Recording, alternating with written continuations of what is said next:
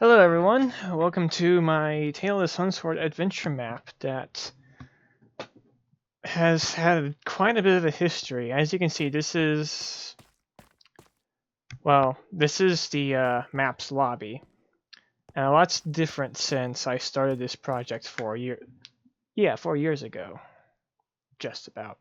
Um, for anyone who may have seen the old lobby, it's definitely different, and I still need to remake all the books here, but for now, we're just going to focus on what is rather than what isn't.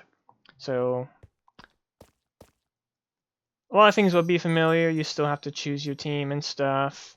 And then we proceed into weapon selection. And our selection here is expanded upon compared to last time. Before, you just kind of had, well, your primary and secondary weapons. And there was still a good variety of weapon choices. But now there's some new ones. Now we actually have, first of all, stat showcases for each of the equipment options here. And now there's a third tertiary slot that you need to equip something to. And I did my best to make it logically fit without being too, without being too open, without being too restrictive. So you can take like a spear. Spears are kind of crazy. They've got crazy reach. And some weakened traits of some of the other weapons. Hammers can kind of bypass armor a bit. Swords have different varieties. A long sword is pretty long, pretty fast. But you'll notice that some of these weapons are one-handed, some of them are two-handed. And essentially with two-handed weapons, you need to keep your offhand free or you will drastically lose attack speed with them.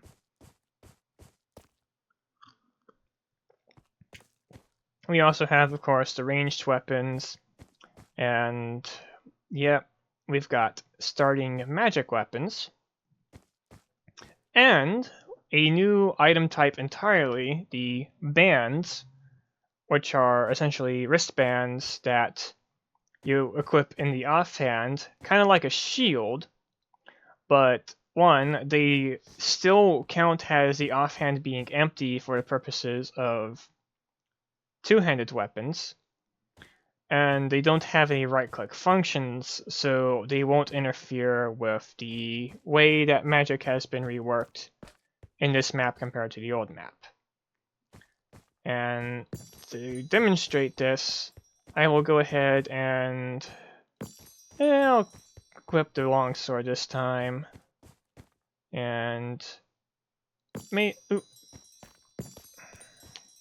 maybe a lantern, sure.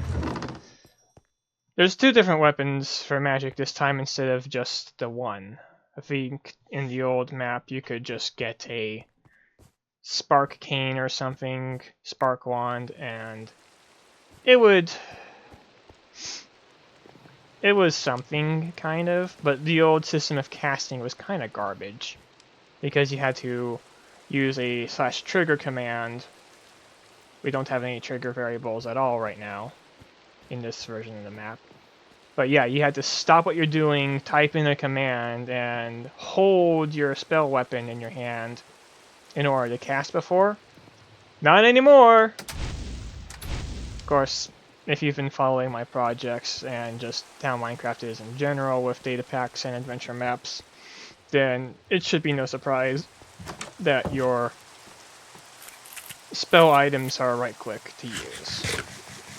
It's kind of just the most intuitive, logical, easy-to-use way to go about it. Now here, the starting house is different. In the old map, we started in the big tree. We start further south in the Slughorn region, in a place known as the Home of the Hero. It's kind of, as we'll see with the hunting grounds area, because we'll be exploring the hunting grounds and stuff, and essentially just going through what exists of the map so far. Yeah, this place, lore-wise, is sort of like a home away from home that is also kind of just travelers can pass by here, stay at the home, take shelter, and there's plenty of, food that's just kind of around, still fresh and everything. Anyhow, so we've got a bit of a more elaborate system than we had before. We still can light fires with, of course, fire type weapons, like so. Obviously the map's not complete, but we've been working on it. I've been working on it with a friend for the past several months, and it's a lot more lively than the old map could have hoped to be. Well, the old map was gonna want to be lively, but the comparison is just night and day. Oh yeah, careful about the bees. They don't like it when you take their honey.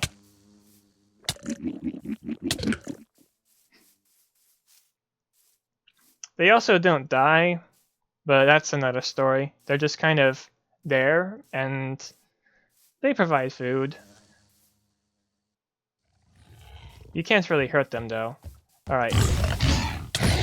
So we got some expanded weapon variety. We can fight big pigs. Pigs will not drop any money, because why would they? But some other enemies kind of do. Usually more along the lines of undead and stuff. Or magically enchanted enemies. And as you can see, like, food is not as big of a concern in this map compared to its predecessor. Just because it's kind of everywhere. In the old map, the economy was, quite frankly, not very kind. Because you had to buy all of your food, buy all of your equipment upgrades, buy all of your personal upgrades, and you essentially had to go to the first dungeon, get ice arrows so you could deal enough damage to reasonably fight the tougher enemies that actually dropped, coin of a reasonable value. And then start building your arsenal from that, which was just kind of not really what I wanted the game to be like. I still obviously have some mob spawning things I need to work with. I think the pigs I should just make, well, the intent with the pigs is that eventually they'll be a little more scarce. But that'll be when food in general, well, yeah, when the food system in general is more fleshed out. They're kind of just your main source of food right now outside of berries and honey. So they kind of have to be a little more abundant than normal. But I also need to shrink them down a bit so that they have less of a, I guess you could say, suffocation hazard. So we got a little cave here. And now to introduce to you guys the magic combat. So there's, of course, multiple different... Okay. So there's multiple different magic weapons and stuff, and they all have different elemental damage types. And these elemental damage types have different properties from one another. Fire, of course, sets things on fire.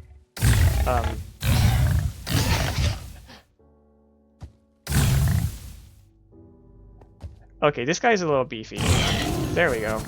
Oh, I am now just leveled up. I'll adjust that in a second. So, different damage types have different properties. Fire sets things on fire, and light doesn't really have any special effects, but it's one of the most common enemy weaknesses. Like, say, this guy. That guy has 8 health. This thing only does 2 damage normally, but because he's weak, he takes double damage. Simple as that. Nothing more elaborate. Does what it needs to. And you can, of course, strike enemies with your magic weapons, but that's not always ideal. I mean, It depends on the magic weapon. This lantern here, yeah, okay, it's not too bad. You can light things with its melee attack. The stick, however...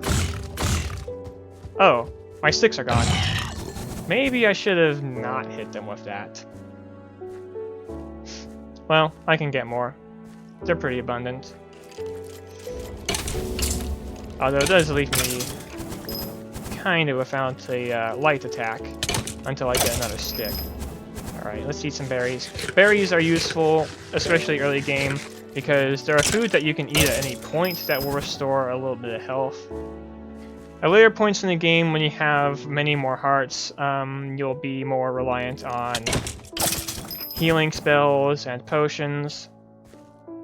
But for now, berries are pretty sufficient. That said, I kind of don't want to stay in this cave here because I'm kind of getting beat up. And I haven't put in the hunger thing that the old map had, where you get hungry faster when you're below half health. So, something that's probably going to come around, because you do primarily heal through food. At least early on.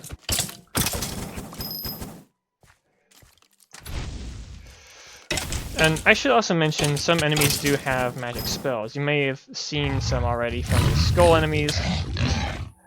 And they even have different types of spells they can cast just like players. Though they don't exactly have the same spell selection that players do, nor the same spell power.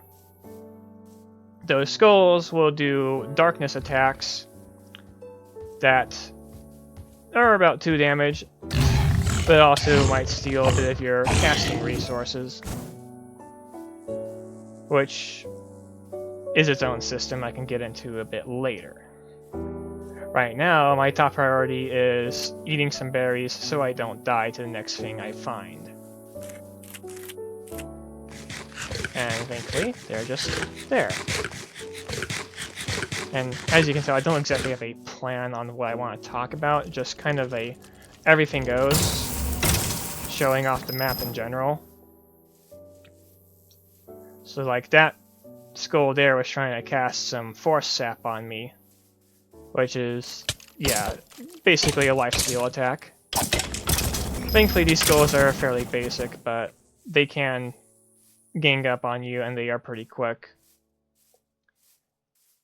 So, ow, that was rude. Okay. Well, we're in the hot springs now, so as you can see also, he did steal a bit of my life force and my willpower. Willpower is a little harder to recover, but there are ways to expedite it. Light force and willpower both regenerate naturally. It's just willpower regenerates more slowly than light force does. Because when your willpower gets attacked, well, willpower is a interesting little mechanic that I can... It kind of needs light force to be explained first. Light force is essentially your mana, your spell points, whatever you want to call it, your casting resource that lets you make magic happen. I don't want to attack these guys, they resist light. Okay. I don't have anything to... what the heck, I'll just drink water. So, light force, you use it to cast spells, obviously. And of course, when you run out, if you try to cast a spell and can't afford it, you'll instead cast the recharge spell, which will make you recharge slightly faster. This is why having a band over a shield is generally more ideal for casters, or people who like to use magic a lot, especially these spell weapons. Because if you run low on light force, you can just hold right-click on your spell item to keep charging basically every tick that you can. Whereas if you have a shield, it'll just block, because Minecraft's funny like that. So it's not the most intended thing in the world, but I built around it, and it works out. Now, the rate at which your light force regenerates both while charging and over time, normally, is determined by your current willpower. That's the blue number there. Light force is the yellow number with the little yellow sun. So willpower, essentially the more willpower you have, the faster you regenerate your light force. And certain enemy attacks can damage your willpower, which will make casting more difficult because you'll then have to rely on other sources of damage or other sources of light force regeneration, such as tea.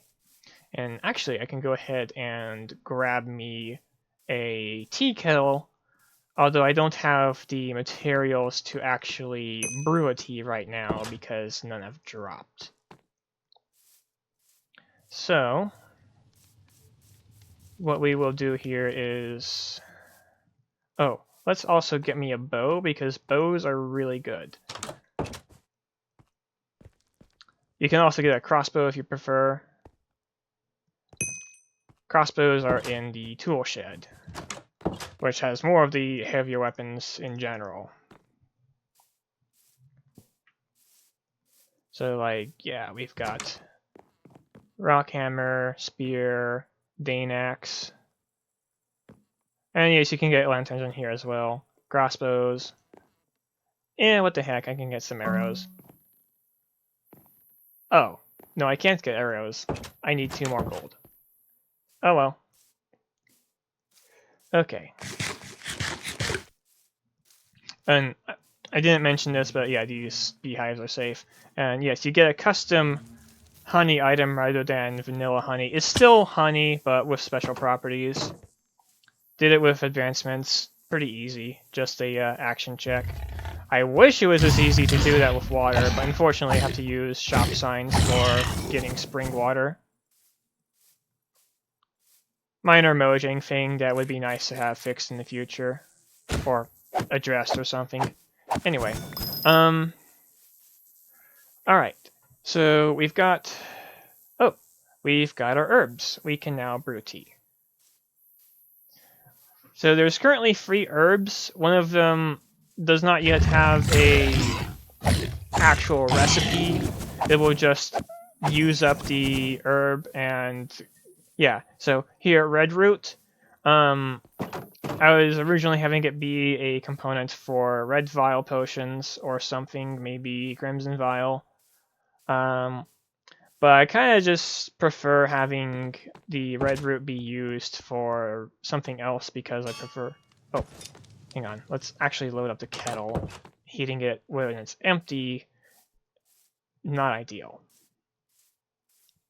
Okay, so yeah, red root just kind of doesn't have any recipes right now. It's supposed to be basically a sort of a curative. We also have shine leaf and mugwort.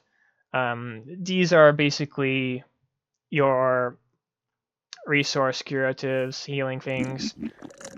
So shine leaf, you make shine tea, and it, is basically an MP potion or SP potion or whatever the heck you want to refer to it as.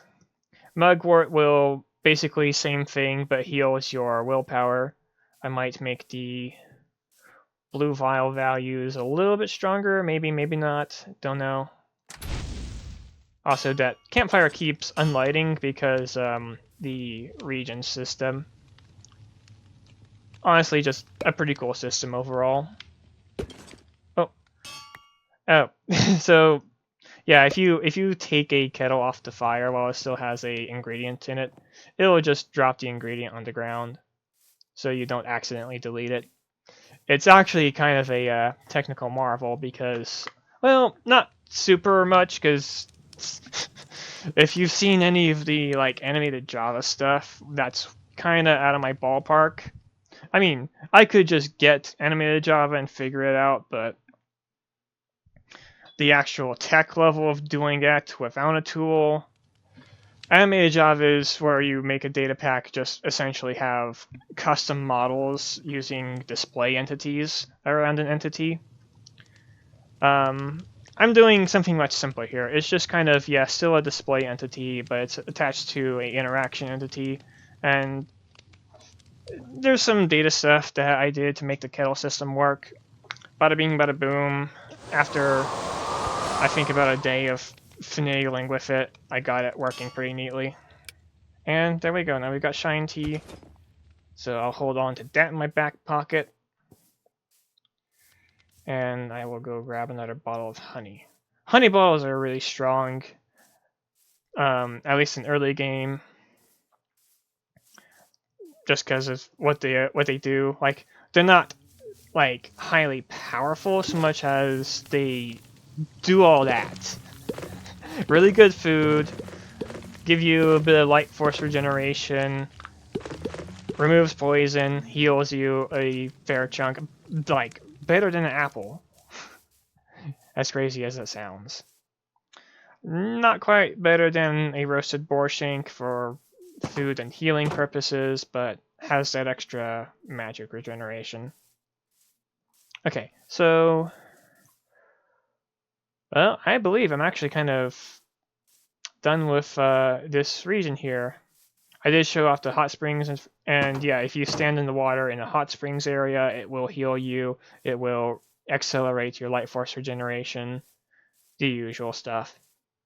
I can probably also make it accelerate the willpower regeneration too. There will be other uses for willpower than just light force regeneration, but not too many. It's mostly important on the leader character, which is, if you're in single player, then you are just the leader solo. But when you're actually with other people, one person is designated the leader, and there's systems revolving around that. People who are not the leader will have a little heart indicator on their heads-up display that will change color depending on their proximity to the leader, kind of like in the old map. Different things will respond to how far away you are and stuff. You know, like enemy spawning rates are affected, for example, and other systems later on. So up here, this area obviously isn't finished, but we've gotten some decent progress. We've got a little crypt here. And this crypt I just did like a couple of days ago, and the friend I mentioned has been working on its interior. Yes, there's some bees here. I don't recommend disturbing them. So, pretty nice place.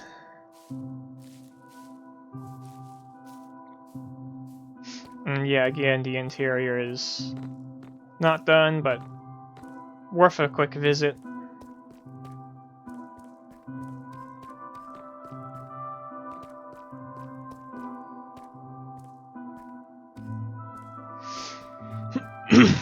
Pardon. Yeah, so we're still working on it. And yes, if you jump into the void there, you will be put into an infinite death loop, because just like the old map, your spawn point is where you stand at any given moment, to the best approximation.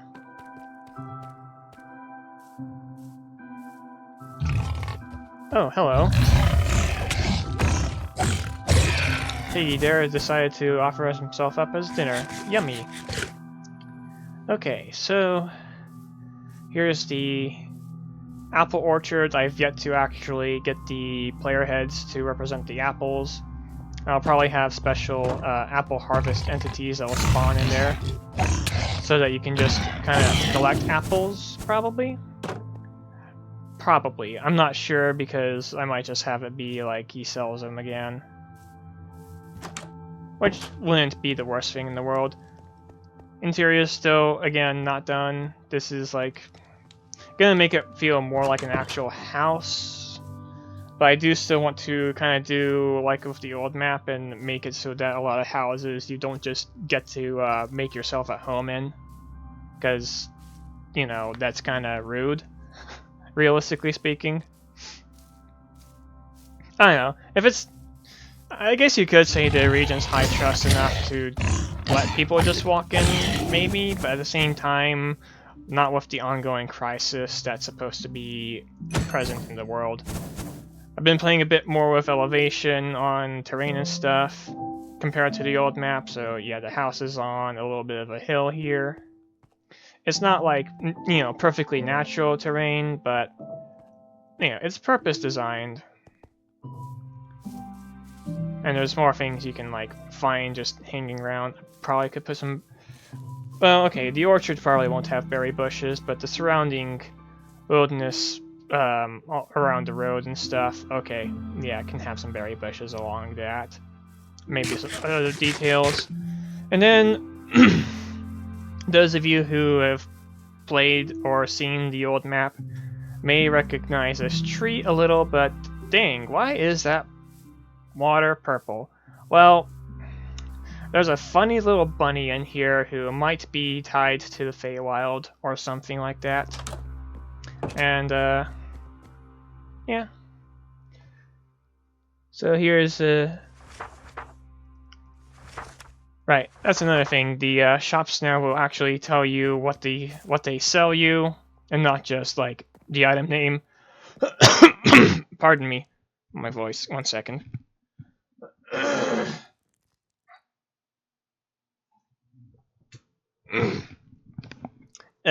Ragweed season, I swear. But, yeah, so we've got the shop signs, but we also now have a book on the lectern to tell you the different stats on these things. So we've got Light Rod, which, you know, another thing that is a starting weapon. But now we have Fire Rod, Life Rod, Dusk Rod, and they have their own different spells and effects and stuff. So the Dusk Rod, of course, is introduction to instant kill attacks. Do be careful, this map still has friendly fire. But yeah, so you got the Fire Rod, which is stronger than an Ember Lantern, more costly. Oh yeah, back here is going to be a Fairy Springs at some point. So another place you can dip your toes in, relax, regenerate. And I might have mentioned the daylight cycle before, but essentially there's different mobs that can spawn in different regions depending on if it's day or night. So during the daytime, like here on the Silverfoot Road, it's pretty peaceful and quiet. Nothing really to disturb you with. Like if I just hang around on the road here for a bit, you'll start to see some bush harvest enemies, which aren't really enemies, but you know, they're things you can cut down to get more herbs and sticks and stuff. Might take a bit. Because if you go into a zero threat area, you kind of don't generate threat, and it's a system. It's not vanilla Minecraft spawning protocols, because it's custom built and, you know, ties into your leader proximity system. If people are too far away from the leader, then they'll start getting their own enemy spawns near them. And enemy spawns will be accelerated. Okay, so now it's actually spawning stuff. So we got a little shrub. He dropped nothing. Okay, there's a pig in here. Let's get him.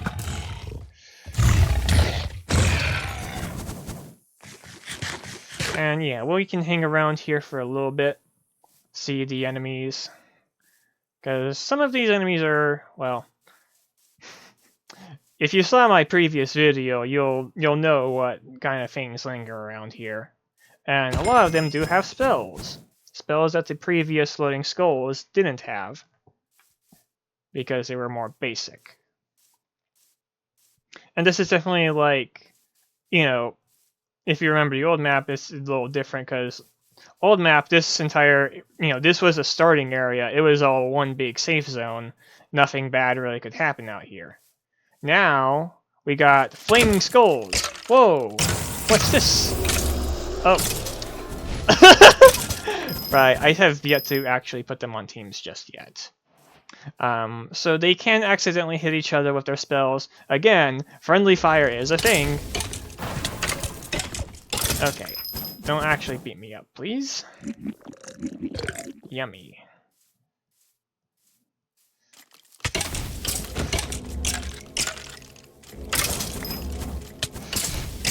Okay.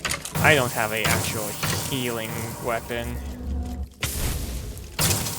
Thankfully, it's only 2 damage a hit, but ouch. Okay, we run over to Bunny Kid's place so we can get a healing item.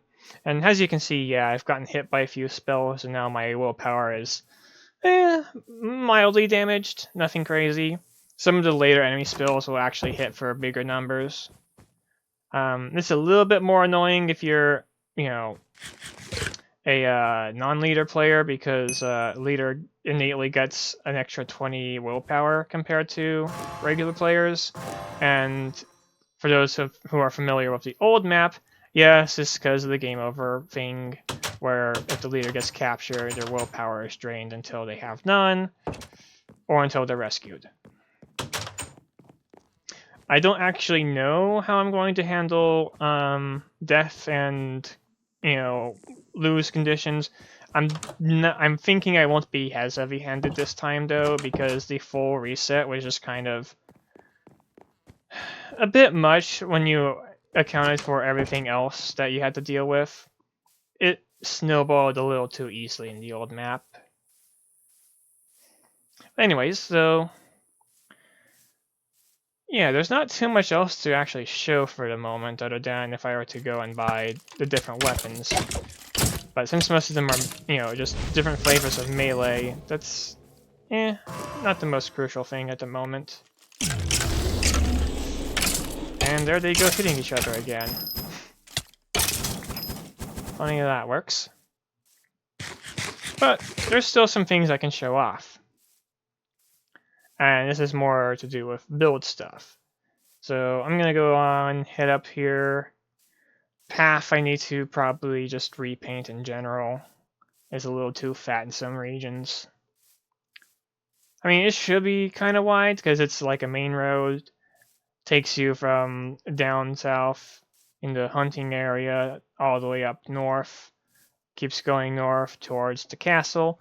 And you guys are in for a surprise if you remember the old castle. Oh, right. Right.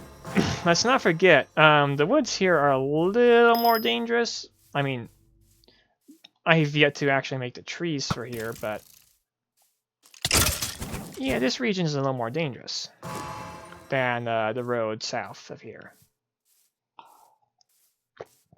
The enemies themselves aren't that much more dangerous, but the enemy spawn rates, however, yikes. Well, it's not super yikes, but it's enough to keep you on your toes, especially if you're around level 5 or below. Thankfully, being a bit more caster built. Oh crap! So what happened there? I got shocked by that guy. Ouch. So there's a new different status effects. Some of them are kind of reworks of old effects, but like we have shock now, and getting completely steamrolled by fall damage. And well, I get to show what happens when you get clobbered. So yeah. So there are 6 different elements. And the best way to really demonstrate that is these bastards here.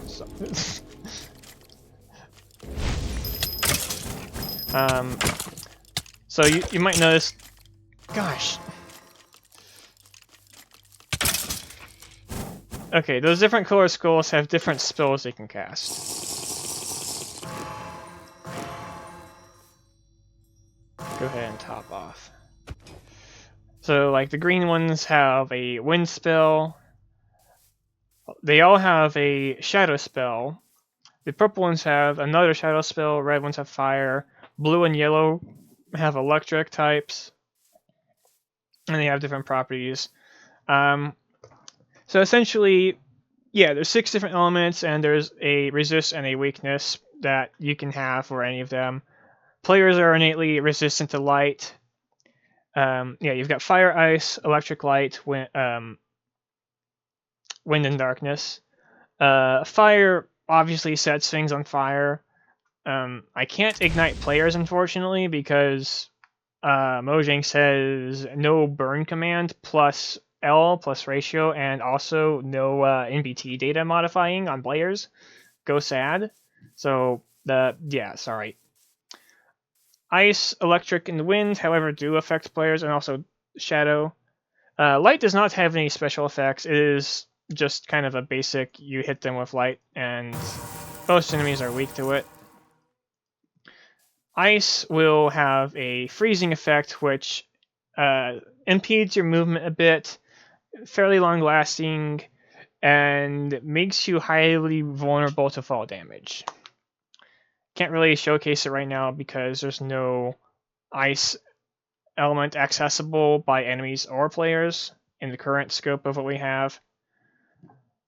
But there's already like an ice rod and ice sword that exist with functioning damage and spells.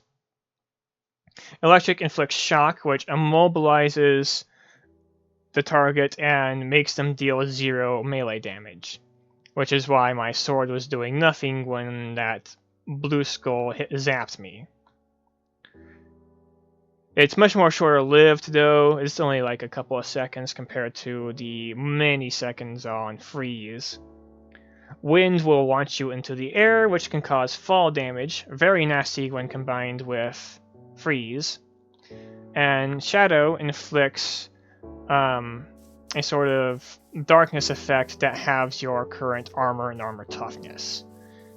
And bear in mind, players and enemies both have access to these elements. Now then, so here we've got Castle Slockgorm, or Castle Crimson Drain, if you, as it is known in the map here because it's been taken over. If you remember the old map, oh boy, this castle is a different beast now.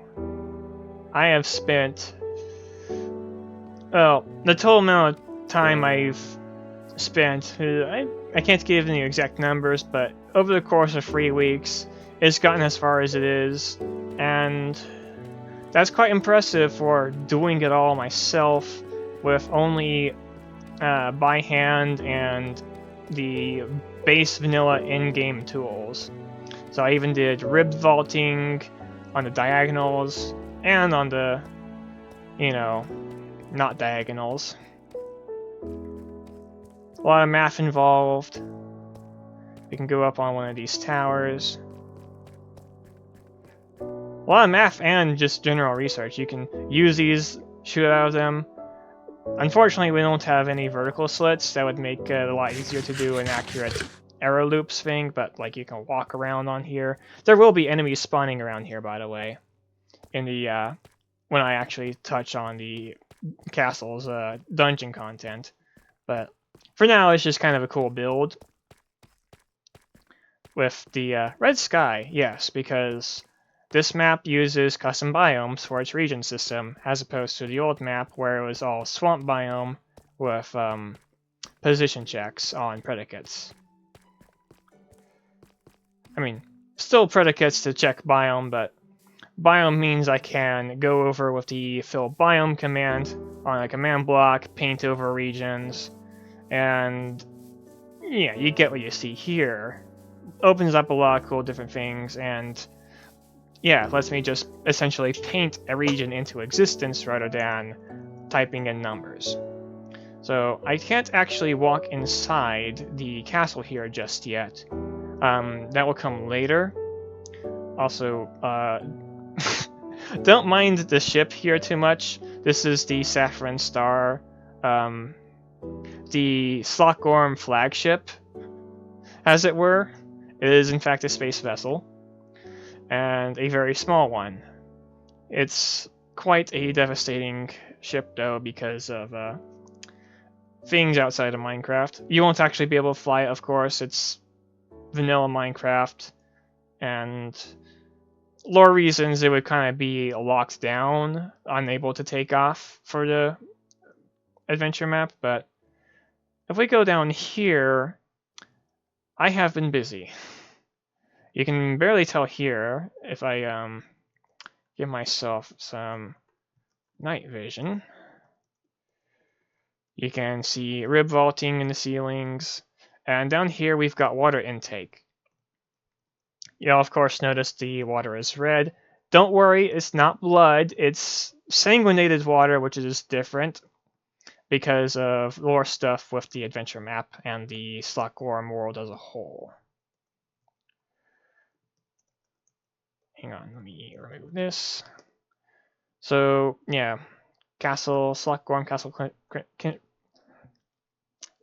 I'm so good at tongue-tying myself when I've been talking for a long time, especially. So this is a familiar region, or part of the map, if you remember the old map. It was a lot more just kind of giant towering walls of barrel kegs, or yeah, booze kegs or whatever. And yeah, it's still... You're still going to be able to tap these for free wine, free schnapps, all the good stuff. Yeah, no, this is not a for kids map. Get over yourselves, Mojang.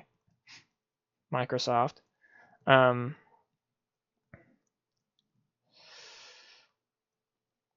yeah, familiar location. This is going to be the kitchens. Still need to figure it out. Because the layout here is just going to be... It's a layout. And the current ceiling pattern I have, well, doesn't really fit, unfortunately. And like here, it's, you know, just kind of empty, bunch of pillars and stuff, copy pasted with structure blocks. Yeah. Oh, that's the kitchen again. Anyway, yeah. Haven't gotten to making the dungeons yet. That'll come later. And we can clear that again. So, what is all this water intake about? Well, if we follow it over to the central pillar here, yeah, we will see that it's kind of a circulation system for the castle. And in lore, it has a nickname, the Blood of the Castle. And even though it's not actual blood, it kind of functions like blood.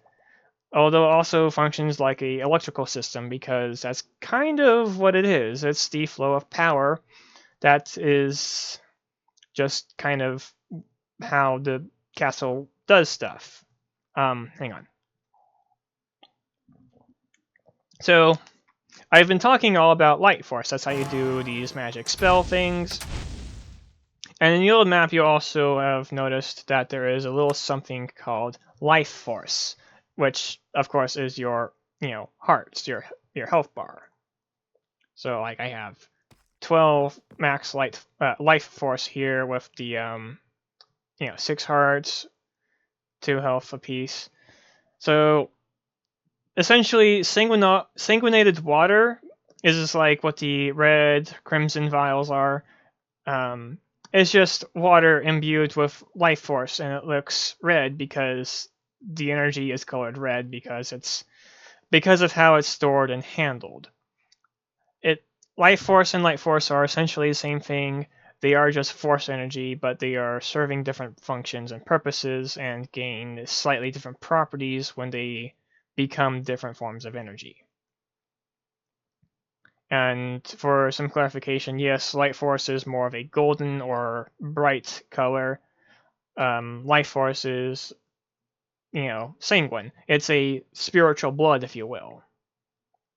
And then pure force, or just force, is just kind of ambient energy around everything, kind of representative of a more purple color, but also typically colorless because you don't really get to see it.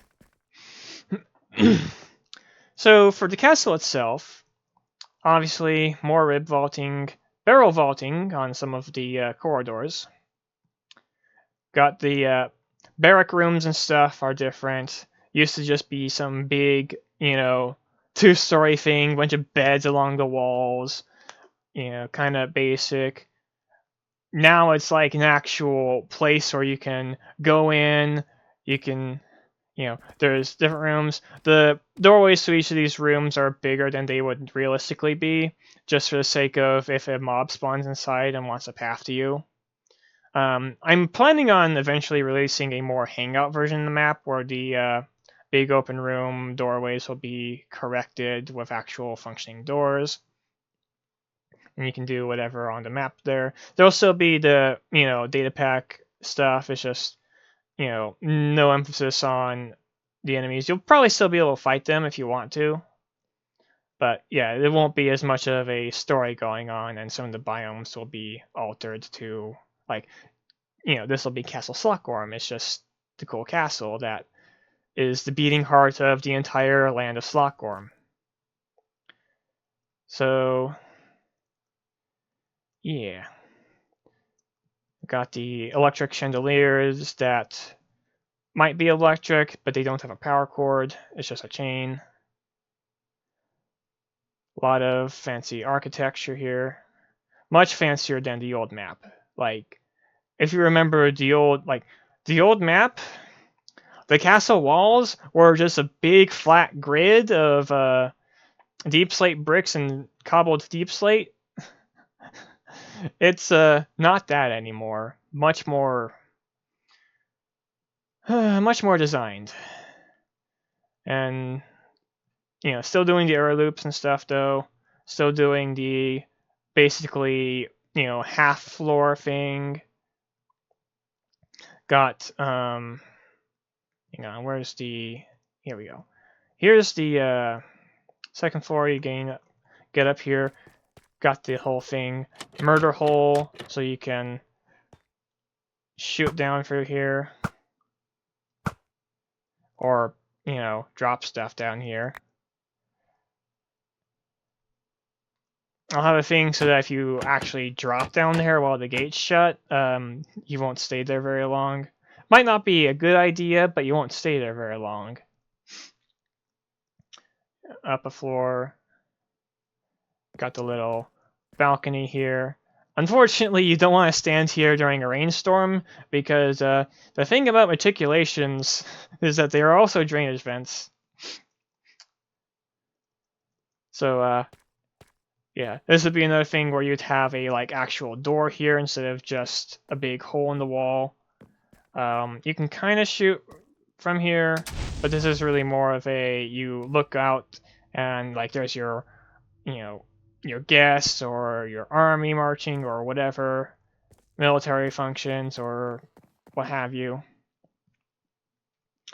And yeah, plenty more to be done, obviously.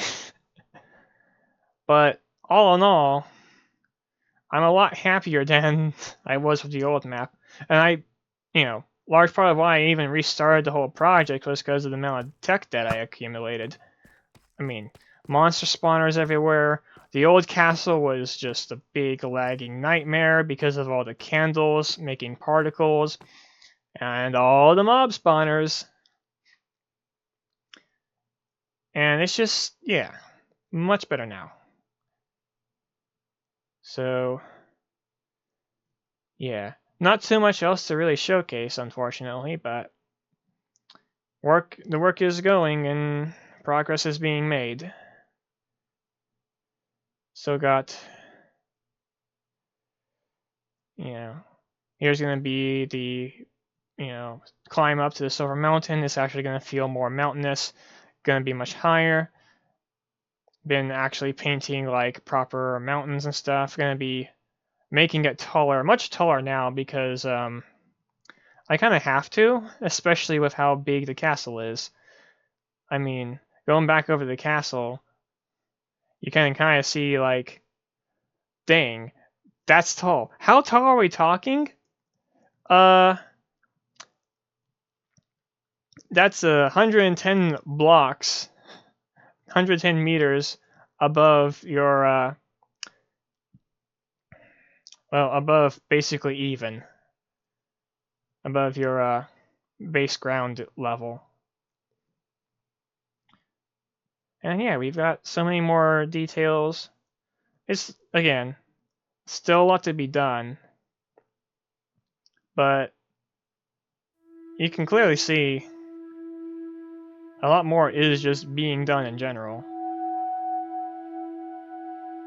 And yeah. Oh, I'm not in. Hang on. So yeah, that's current progress for the Tale of Sunsword adventure map.